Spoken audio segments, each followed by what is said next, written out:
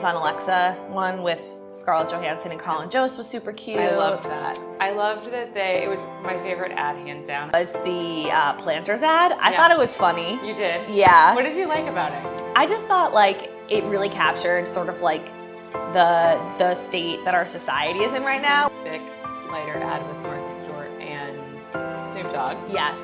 Another iconic duo. I think they're just so cute together. I think took everyone by surprise was the Rocket Mortgage Yes. Barbie Dream House, which was very cute. That was very cute. I really hated the Pringles ad. Yeah.